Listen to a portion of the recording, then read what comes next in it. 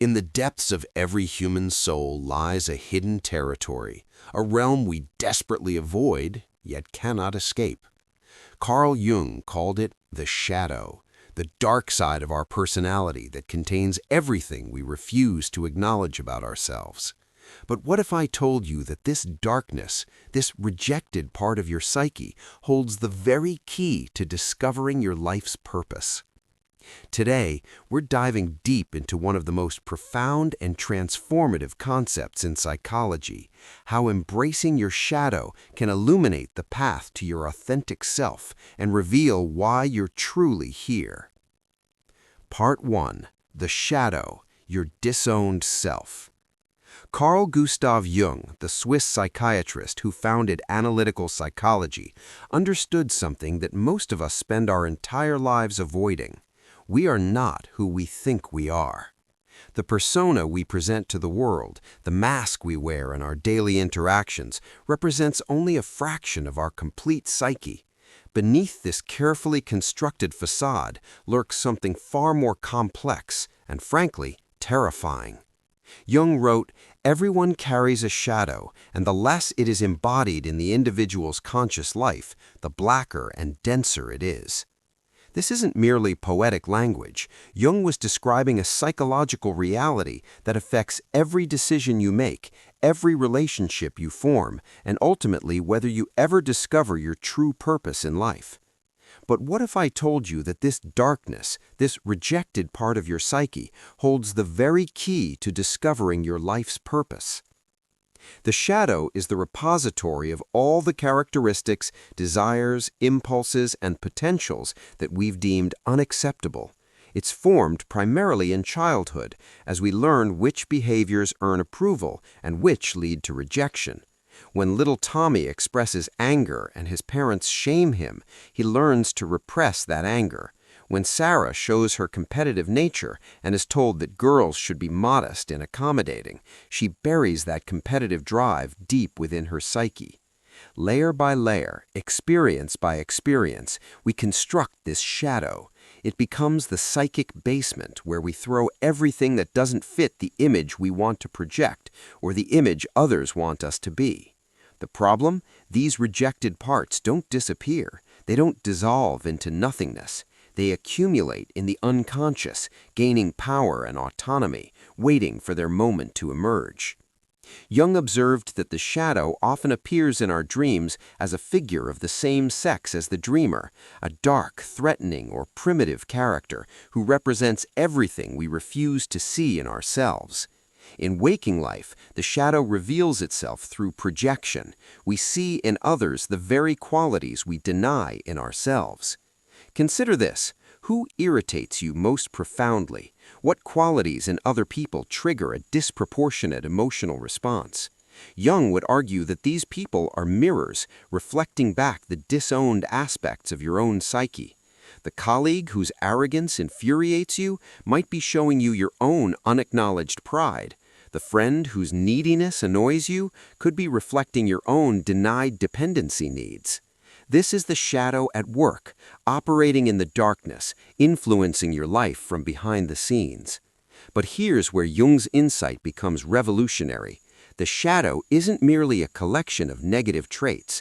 It also contains tremendous creative potential, buried gifts, and authentic aspects of yourself that were rejected not because they were bad, but because they didn't fit the narrative you were taught to live. Health detours.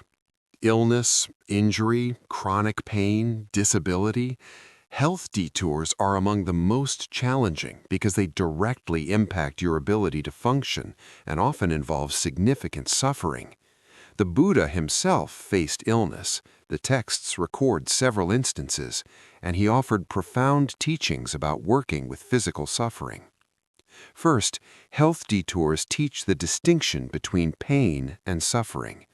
Pain is the physical sensation, the ache, the discomfort, the limitation. Suffering is the mental, emotional resistance to the pain, the "this shouldn't be happening," the catastrophizing, the fear about what it means. You may not be able to eliminate the pain, though of course you should seek appropriate medical treatment, but you can work with the suffering you're adding to the pain through your thoughts and resistance. This is what the Buddha meant by the second arrow: don't add mental suffering to physical pain. Practice. When experiencing physical discomfort, try investigating it with curiosity rather than resistance. Where exactly is it? What's the precise quality of the sensation? Does it stay the same or does it change? What happens when you breathe into it rather than bracing against it? This practice doesn't eliminate pain, but it often reduces the suffering around the pain significantly. Health detours also teach about impermanence in the most direct way, through your own body. The body you have today is not the same body you had 10 years ago. It's constantly changing, aging, responding to conditions. Illness and injury make this impermanence undeniable. You're being taught what the Buddha taught. This body is not permanent. It's not truly yours to control. It's subject to natural laws of change. This teaching might sound depressing, but it's actually liberating when truly understood.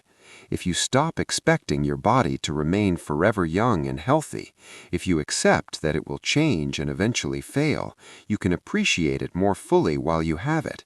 You can stop taking it for granted. You can be present with your body as it is right now, rather than always wishing it were different. Health detours also often force a radical reordering of priorities. What seemed important when you were healthy, career advancement, material acquisition, keeping up with others, suddenly seems less significant. What you might have been taking for granted, the ability to walk, to breathe easily, to be free from pain, suddenly seems precious. The Buddha taught that wise reflection on death and impermanence, far from being morbid, actually helps you live more fully. Health detours provide this reflection directly. They remind you that your time is limited, that your body will not last forever, that now is the time to live according to your deepest values. Many people report that illness or injury became a turning point in their lives, the moment they finally made changes they'd been avoiding, the catalyst for deeper spiritual practice, the invitation to slow down and reevaluate everything. The health detour, unwanted as it is, becomes a powerful teacher. Creative and professional setbacks. Rejection, failure, creative blocks, projects that don't succeed, these detours challenge our sense of competence and our relationship with success and failure. The Buddha taught that attachment to praise and aversion to blame are two of the 8 worldly winds that toss us around. When your creative work is rejected or your project fails, notice how much of your suffering comes from taking it personally, from making it mean something about your worth. Your worth is not determined by whether your work succeeds in the marketplace or receives recognition. Your worth is inherent. This detour is teaching you to separate your sense of self from external validation. Can you create because you love creating, not because you need the world to validate you? Can you put work into the world and then release attachment to how it's received? Creative and professional setbacks also teach about the process versus outcome orientation. Western culture is very focused on outcomes. Did it succeed? Did it make money? Did it win recognition? But the Buddha taught about focusing on right effort, right intention, right action, the process itself, not just the results. When a project fails or work is rejected, ask yourself, did I do my best with the knowledge and skills I had at the time? Did I learn something? Did I grow in some way? If yes, then it wasn't a failure. It was practice. It was development. The outcome is just the outcome. Your growth through the process is what actually matters. Many successful creators talk about how their biggest failures taught them the most, how rejection forced them to improve, how setbacks redirected them towards better projects. The detour of failure is often the necessary education for eventual success. Practice. Keep a failure resume alongside your regular resume. Document your failures, what you learned from each one, and how they contributed to your growth. This reframes failure from something shameful to be hidden into something valuable to be learned from. Life transition detours. Sometimes the detour isn't a specific loss or setback, but a major life transition that throws you off balance. Moving to a new place, children leaving home, retirement, aging into a new life stage. These transitions involve the loss of familiar identity and structure, even when they're positive changes. The Buddha taught extensively about transitions, particularly through the bardos, the in-between states where one reality has ended, but the next one hasn't fully formed. The word bardo literally means in-between state, and while it's often discussed in relation to death and rebirth, it applies to any major transition. Life transition detours teach you to be comfortable with the not knowing, with the gap between who you were and who you're becoming. This is incredibly uncomfortable for most people. We want to rush through the transition to get to the new stability on the other side. But the Buddha taught that the in-between is where the transformation actually happens. Think of a caterpillar becoming a butterfly. Inside the chrysalis, the caterpillar doesn't just grow wings and emerge. It completely dissolves into liquid. Its old form must completely break down before the new form can emerge. The in-between is not just an inconvenience to get through, it's where the metamorphosis occurs. When you're in a life transition detour, practice being with the not knowing. Practice tolerating the discomfort of being between identities, between roles, between chapters. Don't rush to fill the space with a new identity or structure just to relieve the discomfort. Sit in the chrysalis, let the old dissolve. Trust that the new will emerge in its own time. These transitions also teach about non-attachment to roles and identities. You were a busy parent, and now your children are grown. You were a working professional, and now you're retired. You were young, and now you're aging. Who are you when these roles fall away? The Buddha would say, you are awareness itself. You are the space in which all roles and identities arise and pass. Transitions remind you not to over-identify with any particular role, because all roles are temporary.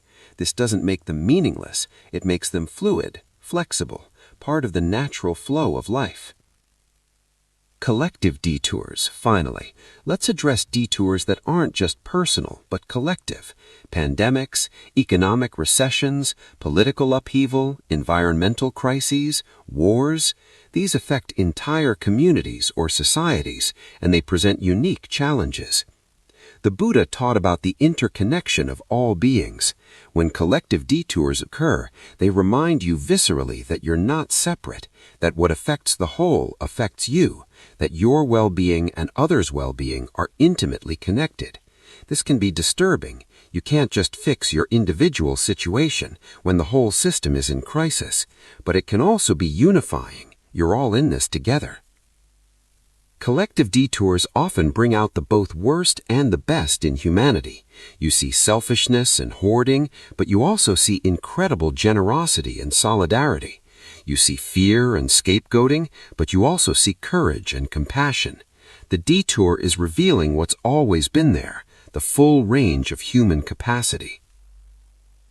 For your own practice during collective detours, the Buddha's teachings on the Brahma Viharas, the four immeasurables, are particularly relevant. Metta, loving kindness. Can you maintain goodwill toward all beings, even when everyone is scared and resources are scarce? Karuna, compassion. Can you feel for others' suffering without being overwhelmed by it? Mudita, sympathetic joy. Can you still find joy in others' good fortune, in moments of beauty, in acts of kindness, even in dark times?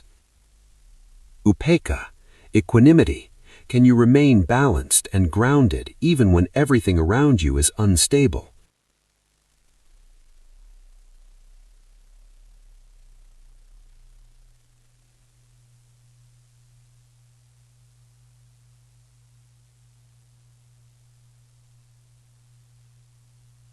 Part 4. Shadow Work.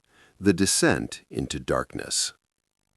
Knowing about the shadow is one thing. Actually engaging with it is another entirely. Jung never suggested this would be easy. In fact, he considered it one of the most challenging and essential tasks of psychological development. Shadow work begins with observation and honest self-examination.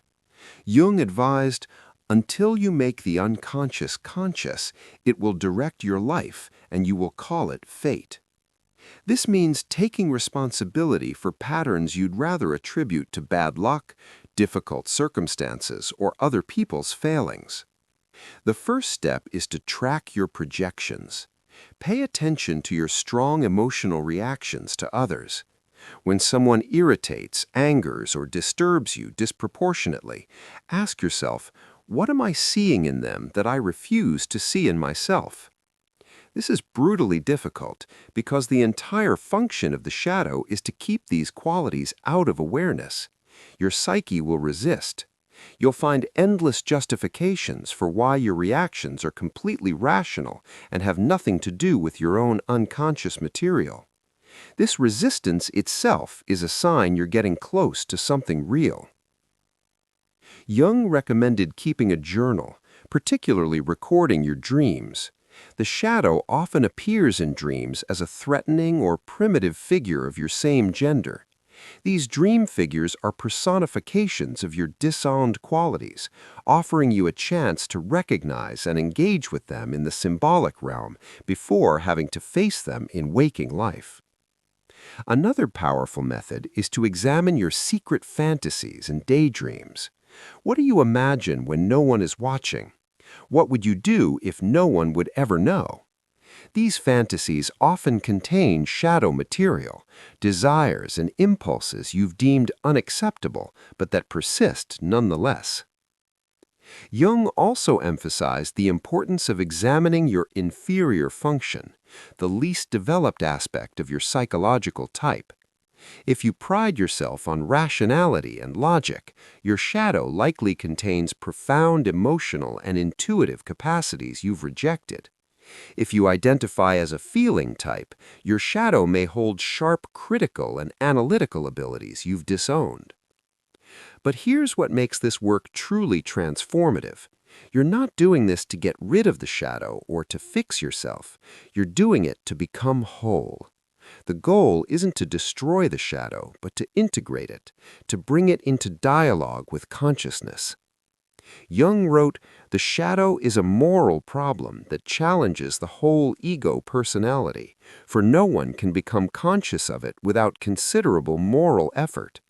To become conscious of it involves recognizing the dark aspects of the personality as present and real. This recognition is the beginning of integration. It's admitting, yes, I contain this quality I despise. Yes, this rejected part is also me. Not dwelling in shame or self-flagellation, but simply acknowledging the full spectrum of your humanity." Part 5. The collective shadow and cultural purpose. Jung's concept of the shadow operates on both personal and collective levels. Just as individuals have a personal shadow, cultures and societies have a collective shadow, qualities and characteristics that the dominant culture rejects and projects onto marginalized groups. Understanding the collective shadow is crucial for finding your purpose because your personal shadow is shaped not only by your family, but by your cultural context.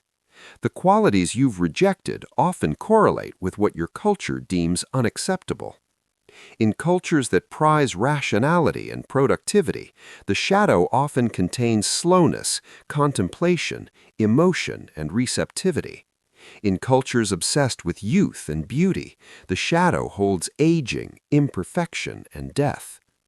In cultures that worship independence and self-sufficiency, the shadow contains vulnerability, need, and interdependence.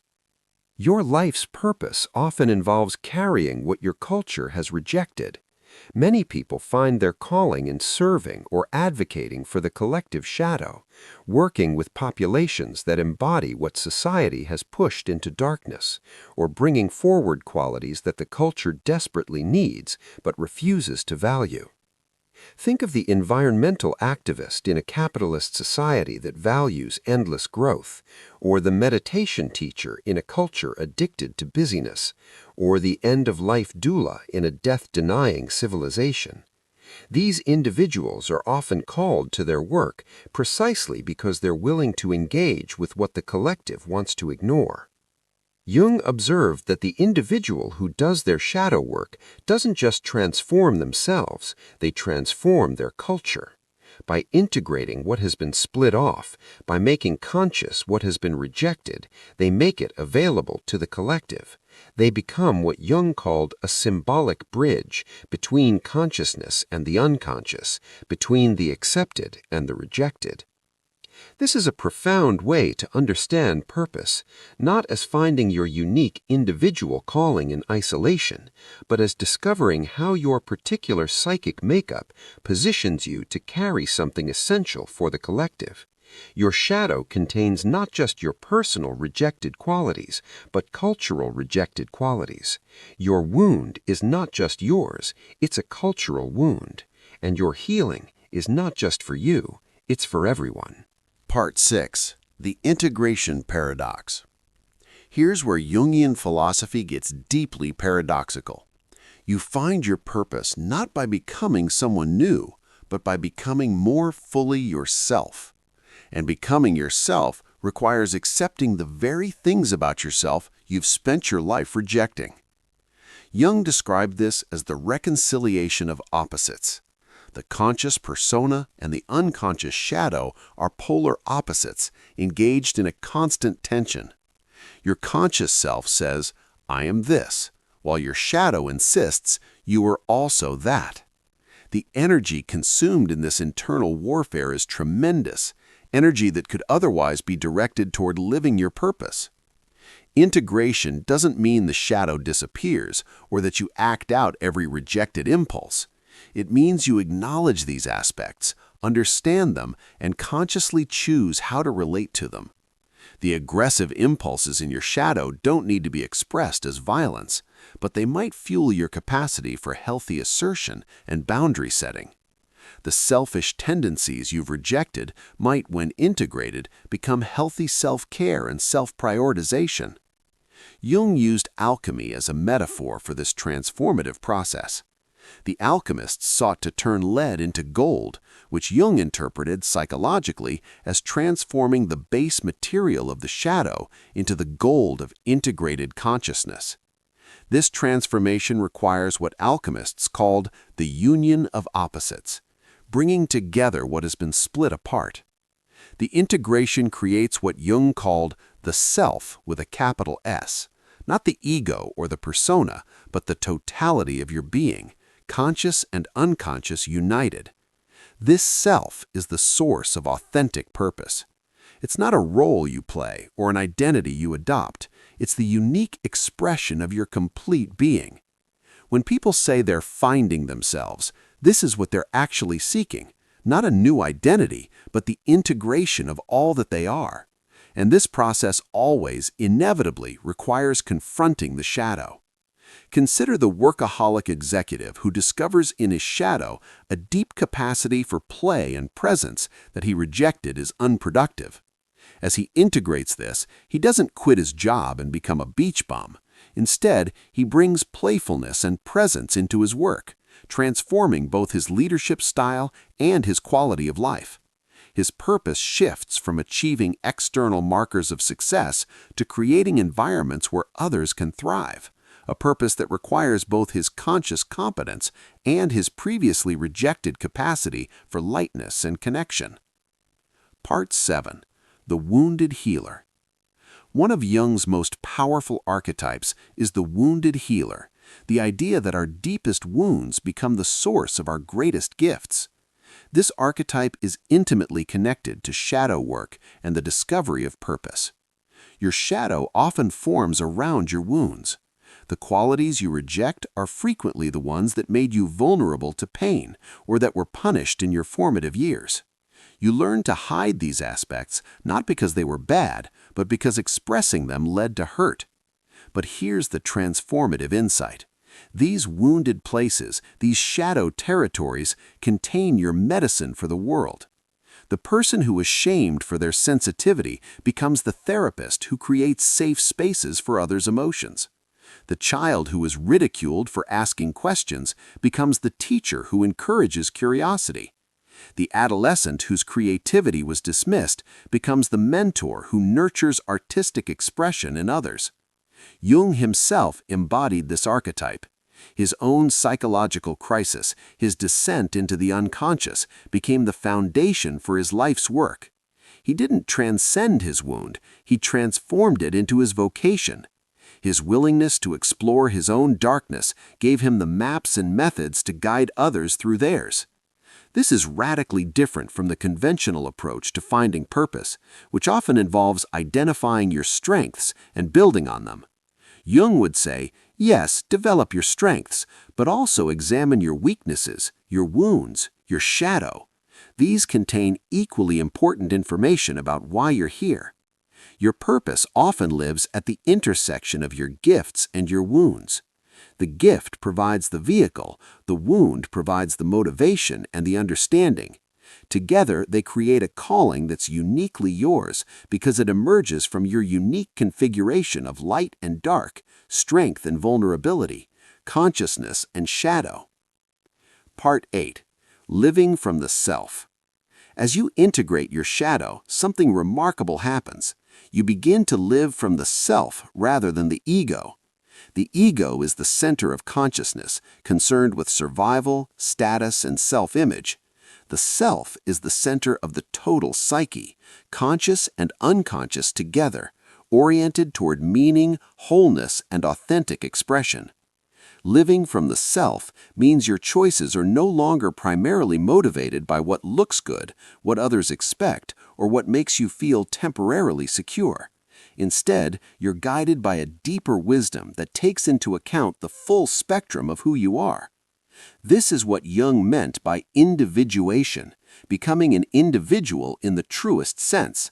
Not individualistic, selfishly pursuing your own interests, but individual, expressing your unique essence in service of the whole. People living from the self have a quality that's immediately recognizable. They seem more fully themselves, less defended, more present. They're not performing a role, they're being themselves. This authenticity is magnetic because it gives others permission to be authentic too. Your life's purpose, from a Jungian perspective, is to become yourself as completely as possible. Not the self you think you should be, not the self others want you to be, but the self you actually are, shadow included, wounds included, contradictions included. This doesn't mean you'll necessarily have a single clear career path or a simple statement of purpose. Jung didn't believe in such neat formulas. Instead, you'll have a quality of engagement with life that reflects your integrated wholeness. Your work, your relationships, your creative expressions will all become channels for the self to manifest. Part 9. The Dark Night as Initiation.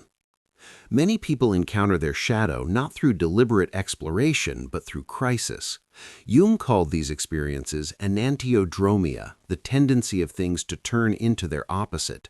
Success turns to emptiness, certainty gives way to doubt, the carefully constructed life falls apart. These dark nights of the soul are terrifying, but they're also invitations to shadow work. When your conscious strategies stop working, when the persona cracks, the shadow emerges. You're forced to confront what you've been avoiding. Jung experienced this himself in his 40s during what he called his confrontation with the unconscious. His relationship with Freud had ended badly, his professional identity was in crisis, and he began experiencing powerful visions and fantasies that threatened to overwhelm him. He could have pathologized this experience, suppressed it, or run from it. Instead, he engaged with it, dialogued with his unconscious material, and emerged with the core insights that would define his life's work. Many people find their true purpose only after such a crisis.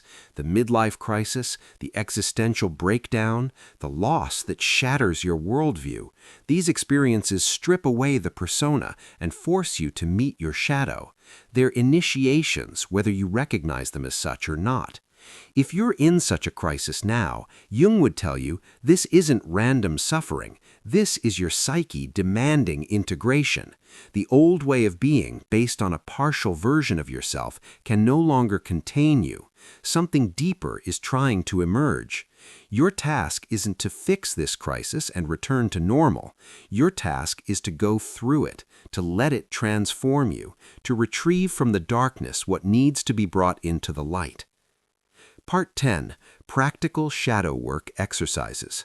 Let's get practical. How do you actually engage with your shadow? Here are several exercises based on Jungian principles.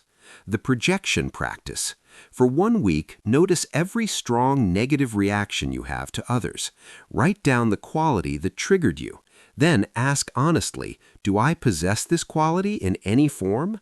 Not, am I as bad as this person, but is this quality present anywhere in me? You'll be surprised what you discover. The dialogue method. Jung often had his patients dialogue with their shadow figures in writing. Create 2 columns. In one, write as your conscious self. In the other, allow your shadow to respond. Let it be uncensored, even shocking. You're not going to act on these impulses. You're simply acknowledging their existence. The opposite exercise. Identify your strongest values and the persona you present, then explore the opposite. If you pride yourself on independence, journal about dependence. If you value rationality, explore irrationality. Not to abandon your values, but to acknowledge the rejected pole. Dream work. Keep a dream journal. Pay special attention to same-sex figures in your dreams who seem threatening, primitive, or disturbing. These are often shadow representations. Instead of fleeing from them in the dream, imagine turning to face them. What do they want to tell you? The gift reclamation. List positive qualities you admire intensely in others. Often these are shadow qualities, aspects you possess but haven't claimed. Ask yourself, how might I already express this quality in small ways? How could I develop it more fully? Conclusion: the call of the shadow. Your shadow is calling you. It's been calling you all along, through your dreams, your slips of the tongue, your mysterious attractions and repulsions, your creative blocks, your relationship patterns, your inexplicable longings. The question is, will you answer? Jung believed that the second half of life should be devoted to individuation, to becoming whole. But this doesn't mean you should wait until midlife to begin. The sooner you engage with your shadow, the sooner you free the energy bound up in repression and projection. The sooner you can access the gifts buried there. The sooner you can live from your authentic purpose rather than a borrowed script. Your life's purpose isn't hiding in self-help books or motivational seminars. It's not waiting to be discovered in some external achievement or perfect career match. It's buried in your shadow, in the qualities you reject, the wounds you hide, the potential you've disowned. The path to purpose runs through darkness, not because darkness is the goal, but because you can't get to wholeness without reclaiming what you've rejected. You can't express your full gifts while half of yourself is locked in the basement of consciousness. Jung wrote, "One does not become enlightened by imagining figures of light, but by making the darkness conscious." This is the invitation. Make your darkness conscious. Face what you've avoided. Integrate what you've rejected. Retrieve what you've lost. Your shadow isn't your enemy. It's the gatekeeper to your purpose, waiting for you to have the courage to look beyond the persona, beyond the comfortable lies you tell yourself, beyond the acceptable and approved. Everything you need is already within you, both in the light you readily show and in the darkness you desperately hide. The integration of these opposites, the union of conscious and unconscious, is the alchemical gold Jung spoke of. It's the self emerging from the fragmented parts. It's your life's purpose revealing itself not as something you must find, but as something you must become. The shadow is dark, yes. The descent is frightening, absolutely. But in that darkness lies your greatest treasure, the fullness of who you actually are, the complete scope of your human potential, the authentic purpose only you can fulfill. Will you make the descent? Will you face your shadow and claim the gold it guards? Your purpose awaits in the last place you'd think to look.